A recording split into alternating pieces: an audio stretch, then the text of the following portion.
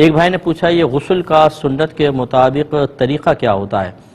دیکھیں اس کا طریقہ یہ ہے کہ سب سے پہلے اگر آپ نے غسل جنابت کرنا ہے تو پاکی کی نیت حاضر کریں، اور ویسے اگر کرنا ہے تو اگر جمعے میں کر رہے ہیں تو جمعے کی سنت کی ادائیگی کی نیت کریں، اور نیت زبان سے نہیں کرنی ہوتی، صرف دل کے پختہ ارادے کو نیت کہتے ہیں۔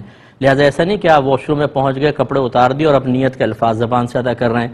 جب انسان ستر کھول دے تو کلام کرنا بالکل منع ہو جاتا ہے۔ پھر اپنے دونوں ہاتھ پونچھوں تک دھوئیں، پھر جسم پر اگر کہیں نجاست وغیرہ لگی ہے اسے دور کریں، اپنے مقام ستر کو دھوئیں۔ اس کے بعد بالکل نماز کی طرح کا وضو کریں، اس کے بعد پورے جسم پر تیل کی طرح پانی کو مل لیں اچھی طرح، تاکہ کوئی بعد میں جگہ خشک نہ رہ جائے۔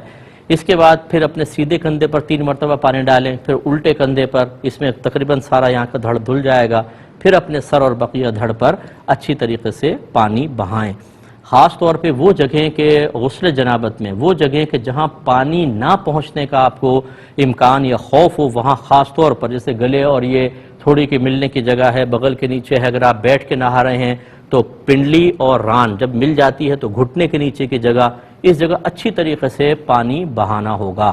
اس کے بعد پھر آپ جسم خشک کر سکتے ہیں۔ یہ مختصر سے سنت کے مطابق آپ کو طریقہ بتایا، اس کو فالو کریں۔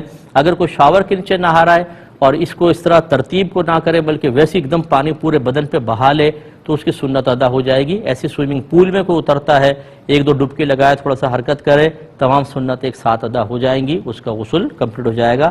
ہاں یہ کہ کلی کرنا اور ناک میں پانی چڑھانا، یہ وضو اگر اس نے پہلے کیا ہوا ہے تو یہ دونوں اس میں پورے ہو جائیں گے، ورنہ باہر نکل کر یہ 2 فرائض علیحدہ سے پورے کر لیں۔